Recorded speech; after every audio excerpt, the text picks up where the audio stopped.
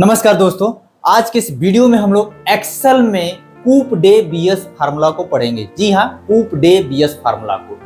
इस समय हम लोगों का वीडियो जो इस समय अपलोड हो रहा है थोड़ा लेट अपलोड हो रहा है, कुछ इशू चल रहा है। मैं इसको जल्दी रिजॉल्व कर लूंगा। बाकी हम लोगों का फिर से कंटिन्यू जो है हम लोगों का अपने टाइमली पे आ जाएगा वीडियो अपलोड करने का सिस्टम। ठीक है, तो चलिए स्टार्ट करते हैं।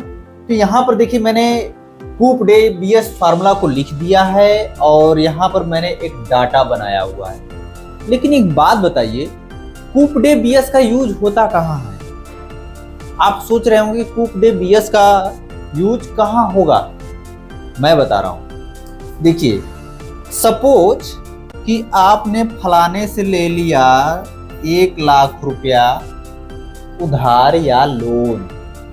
किससे? फलाने से 1,00,000 रुपया आपने लोन ले लिया, लेकिन आपने उनको एक अनुबंध किया या उनसे आपने करार कर लिया कि भैया हम आपको 2026 में 6 जनवरी 2026 को पूरा का पूरा कंप्लीट करके दे देंगे, है ना। चाहे आप बैंक से लोन ले रहे हैं, चाहे आप किसी से ब्याज पर पैसा ले रहे हैं, आप उनको ये वादा कर रहे हैं कि 6 जनवरी 2026 को हमारा पूरा का पूरा चुकता हो जाए। और आपने लोन कब लिया? 5 जनवरी 2022 को लिया। कितना? 1,00,000 रुपए ले लिया। ठीक है। अब देखिए, आप उनसे अब ये करार करेंगे कि भैया हम आपको हर 6 महीने पर कुछ पैसा पेमेंट करके, हर 6 महीने पर या हर 3 महीने पर या एक साल पर हम आपको कुछ पेमेंट करके इस तरह करके 2026 तक हम कंप्लीट कर देंगे, दे देंगे, है ना।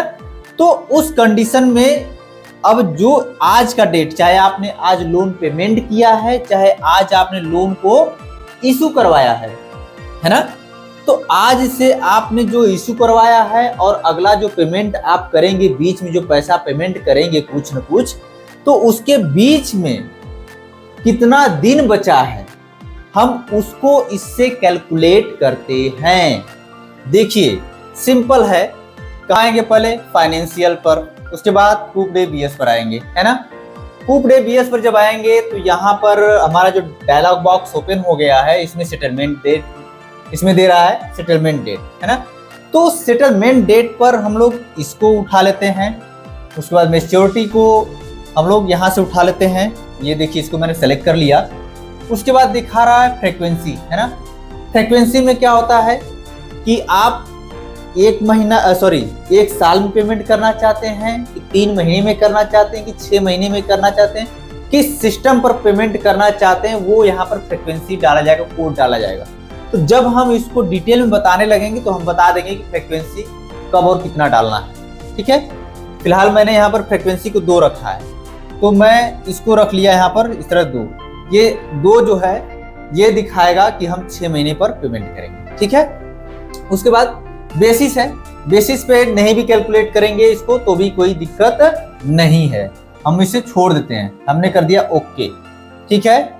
अब ये देखिए, ये दिखा रहा है 179 डेज, मीन्स कि आज अगर आपने लोन ले लिया है या आज आपने एक किस्त पेमेंट कर दिया है, तो अगला किस्त जो पेमेंट करेंगे उसके बीच का जो टाइमिंग होगा, दिन होगा, वो 179 दिन बचा है। अब चलिए, ये तो मैंने इस तरह से बता दिया। दूसरा तरीका, अब चलिए हम इसको डिलीट करके बता देते हैं। जैसे मैंने यहाँ पर डाल दिया बराबर, है ना, COUP, है ना। अब देखिए यहाँ पर आ गया। इस पर डबल क्लिक करके हम ले लेंगे इसको, ऐसे ले लिया डबल क्लिक करके। अब देखिए यहाँ पर सेटलमेंट को क्या कर दिया, एकदम हाईलाइट कर दिया है कि अब हमको सेटलमेंट डेट लेना है। मैंने इस पर क्लिक कर दिया। उसके बाद यहाँ पर कामा दिया है, मैंने यहाँ से कामा लगा लिया। उसके बाद अब ये देखिए मैच्योरिटी को हाईलाइट कर लिया, है ना। मैच्योरिटी डेट मैंने ले लिया यहाँ से। अब उसके बाद कामा कर लेंगे। अब देखिए यहाँ पर फ्रीक्वेंसी दे रहा है ना। देखिए वही चीज मैं बता रहा था कि आप साल में पेमेंट करना चाहते हैं कि 6 महीना में, कि 3 महीना पेमेंट करना चाहते हैं, वो यहाँ पर शो कर रहा है। उसके लिए कोड है, तो हमने यहाँ पे 2 रखा है कि हम 6 महीना पेमेंट करना चाहते हैं। तो मैंने यहाँ से ऐसे उठा लीजिए, इस पर क्लिक करके उठा लीजिए, चाहे यहाँ से उठा लीजिए। मैंने ले लिया और फिर मैंने कामा दे दिया। अब देखिए बेसिस, है ना। बेसिस में एक बात ध्यान दीजिएगा, यहां पर देख लीजिए बेसिस में, यदि आप देख लीजिएगा कि आपको किस बेसिस पर उठाना है, क्योंकि देखिए हमारे इंडिया में 365 दिन का एक फाइनेंशियल ईयर माना जाता है, 365 दिन का एक फाइनेंशियल ईयर है ना, और यूएस में देखिए दिखा रहा है 360 है ना। तो अगर आप इसमें से ये 3 कोड उठाएंगे, एक्चुअल जो होता है 365, इसको आप 3 उठाएंगे, तो याद रखिएगा कि जब 3 उठाएंगे तो इसका आंसर कुछ और आ जाएगा। और अगर आप कुछ भी नहीं उठाते हैं है ना, डायरेक्ट आप इसको इस तरह से, देखिए मैंने इस तरह से कोस्ट को बंद कर दिया और मैंने एंटर कर दिया तो 179 डेज दिखा रहा है, ठीक है। मैंने कुछ भी नहीं उठाया तो ये 179 डेज दिखा रहा है, लेकिन वो किस बेस पर था, 360 दिन के बेस पर, कि एक साल 360 दिन का होता है। एक बार हम लोग 365 दिन पे कैलकुलेट करके चेक कर लेते हैं, है ना।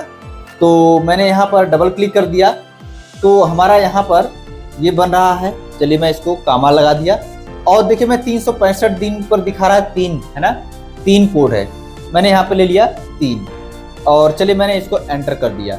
अब ये देखिए 183 दिन दिखाने लगा, क्योंकि यहाँ पर साल जो है हमारा 365 दिन का हो जा रहा है ना। और वहीं जब हम यदि कुछ नहीं चुनेंगे तो वो डिफॉल्ट में 0 रहता है, दैट्स मीन्स कि वो 360 दिन पे कैलकुलेट करता है ना। तो इस तरह से हमारा 183 दिन बचा है 365 दिन के हिसाब से, और अगर 360 दिन के हिसाब से कैलकुलेट करेंगे तो 179 डेज आएगा, ठीक है। तो इस तरह से आप कूप डे बीएस का यूज कर सकते हैं। बाकी अगला फार्मूला अगले वीडियो में देखेंगे, क्योंकि वीडियो बहुत लंबा हो जाएगा। तो आज के लिए इतना ही, थैंक यू।